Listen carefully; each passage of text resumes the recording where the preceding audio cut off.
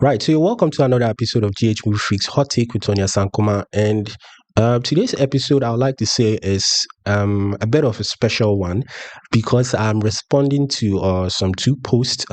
It's a response that should have come earlier on, but I guess I'll explain my reasons actually.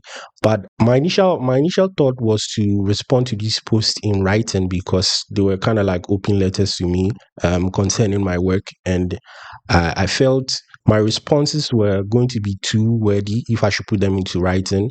So what I decided was I identified at least 3 or 4 topics that could be feature articles on their own. So I've decided that at my own pace, I'm going to put out publications based on those 3 or 4 topics that I've identified in relation to those posts and my response.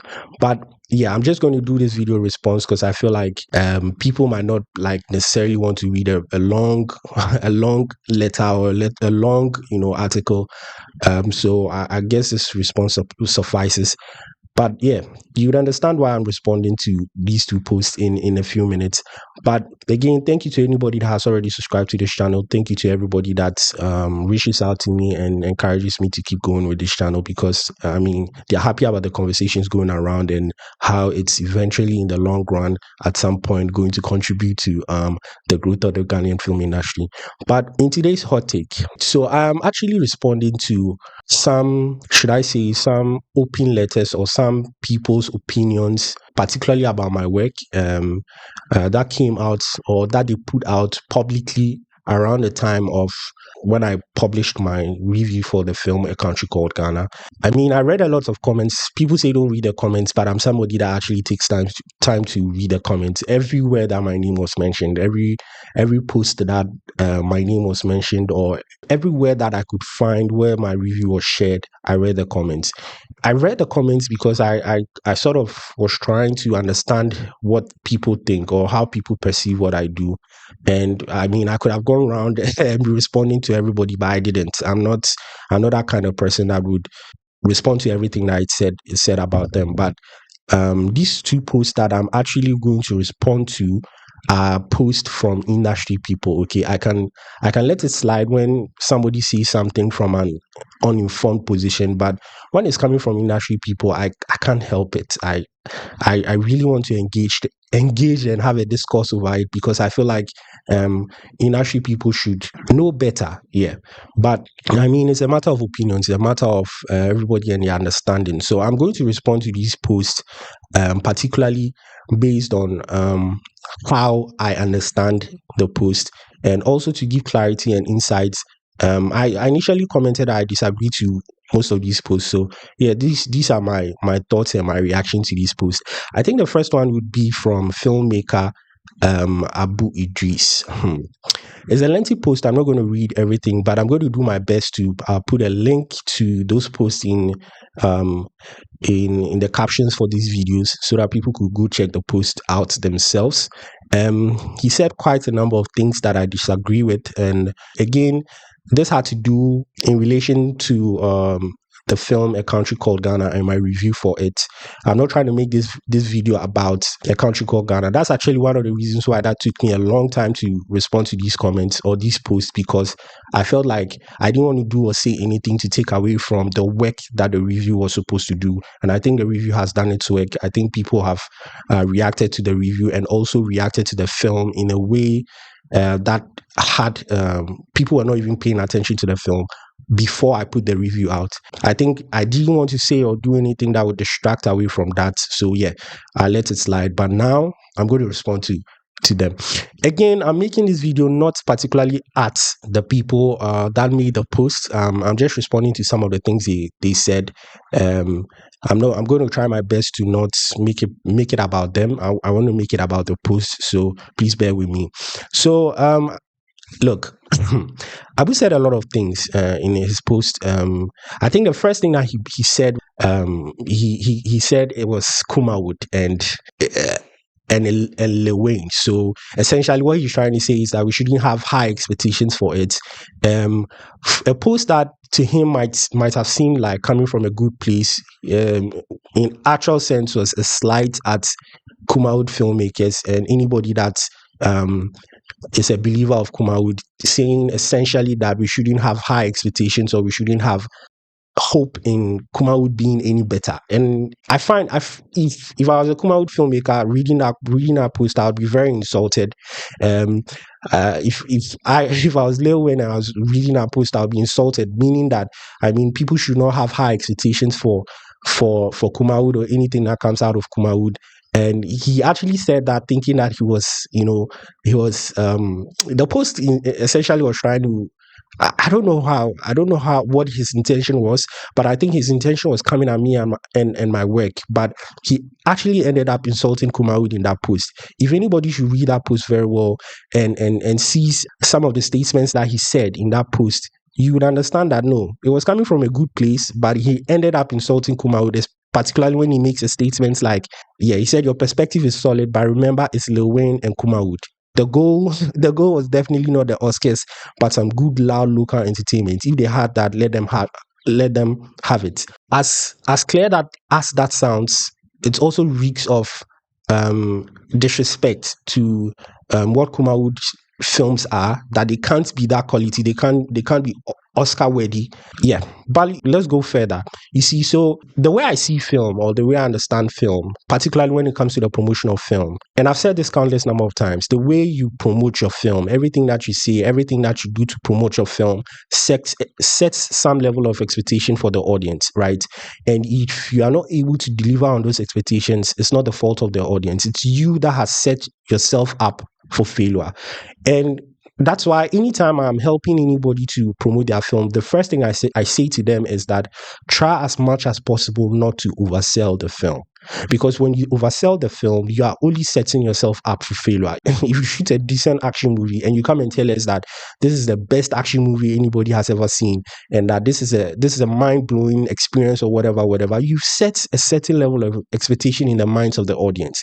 But when the audience goes to see that film and it doesn't blow their minds, it doesn't even match up to into the top 10 action movies they've seen, then you failed, right? And you can't blame the audience and say the audience doesn't have good taste, or the audience doesn't have a right to have high expectations and say that, oh, I was not doing Oscar worthy film. That's, I mean, you don't do that, right? And in the case of the film you are talking about, The Country Called Ghana, this is exactly what they did. They had very high things to say of it was all hype, I agree, but yes, it did. Otherwise, I wouldn't. Someone like me wouldn't have been interested in watching the film. But they said so many things that gave the impression that it was going to be um, a truly top of the level, out of the world experience, in my opinion. And I didn't get that experience, hence my review. So it's not my fault. The next thing he said that caught my attention was that I rated the movie with Hollywood metrics. Hollywood metrics. Like, I don't know where he got that assumption from. I don't know what fueled that thought, but again, that was him being that was a backhanded comment at the film, and not at my work. Because if you say I rated the film with Hollywood metrics, I don't know what that means. But truth of the matter is film, okay? And I responded in that comment. Abu Idi is actually the one that started that. People going with that argument that I had very a high metric for rating the film. I don't know where he came with that assumption from, but film is film. And let me explain something to you. Almost every country has filmmakers, right? Almost every territory, every space, every collective has filmmakers, right? And the fundamental rules of filmmaking cut across, regardless of how you see it. The basics of filmmaking are the same in every country, in every space, in every world. Storytelling, cinematography, every part of the basics of filmmaking are standard. So when I hold up a film and I'm watching that film, I might as well be, expecting the best out of the film.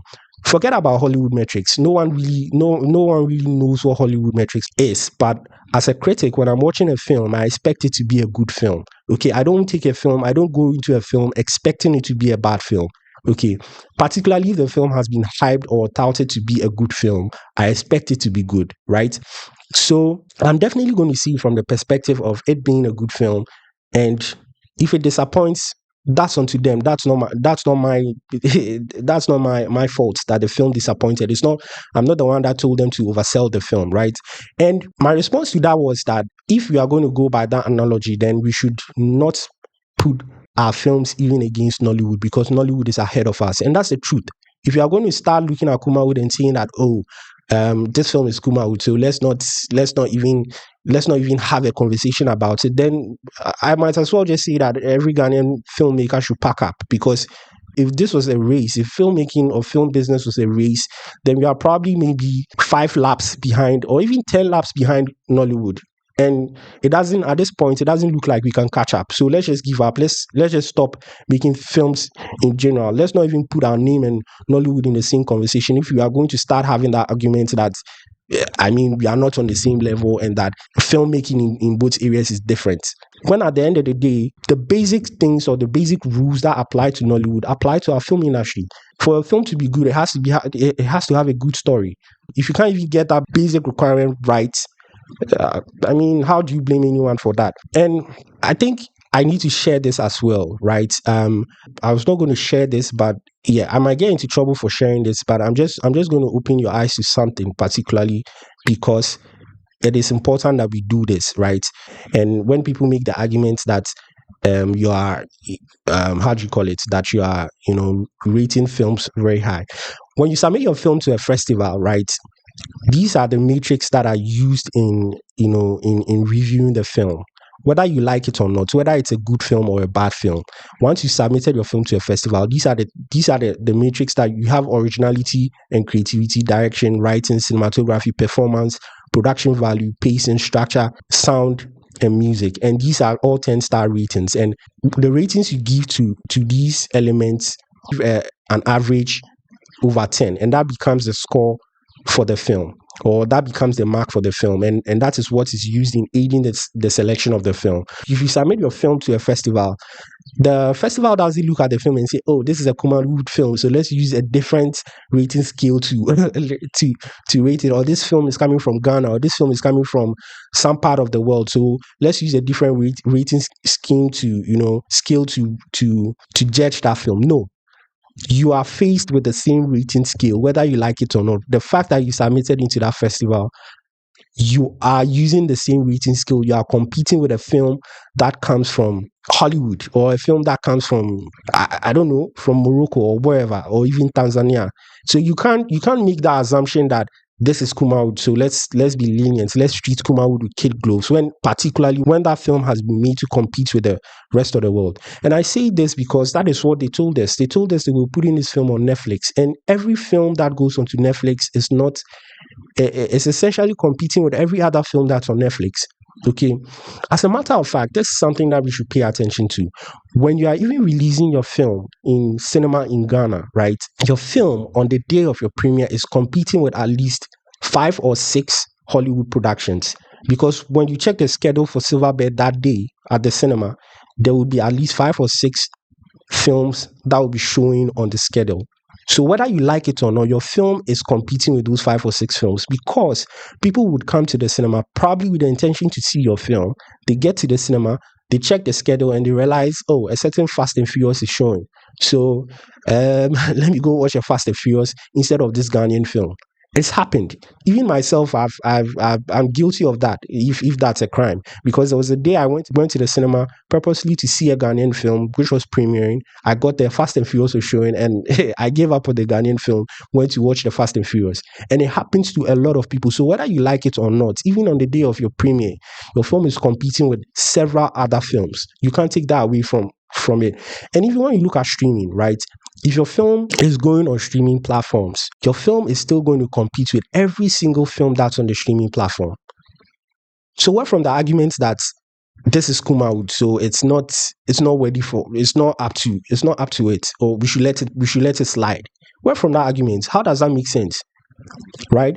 Because even on a streaming platform, when the person sits down with their own data, right, and their own time to watch a film on Netflix, they would want to choose the best film. They would want to go for the film that they feel like they are not going to waste their time, right? And if they have to choose between, at this point, if they are going to choose between a Ghanaian film, they might as well just choose a Nollywood film, because they're going to feel like, okay, that's going to be worth their time. So we have every responsibility to put out our best foot, whether we like it or not. But Abu Idi says that it's Kumawood, so we should just we should just put anything out there, and yeah, because it's Kumawood, let's just put anything out there and we are good to go. And essentially feel like, oh yeah, our audience will just are supposed to just like or ride behind us because it's a Ghanaian film, and they owe us a responsibility to, support Ghanaian films. Another thing that he said that caught my attention, that I really want to respond to, was that my harsh criticism could make Lewin pack up and not want to venture into filmmaking again.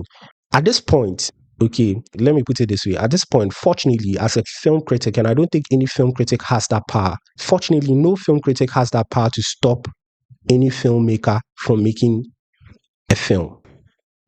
If you're a filmmaker and because of criticism you are going to stop making films, then it's on you. It just means you are not serious or passionate enough about the craft. It has no bearing on the critic, right? If you are a filmmaker and a criticism or people criticizing your work makes you stop making films, then it's on you. You had no business in filmmaking in the first place.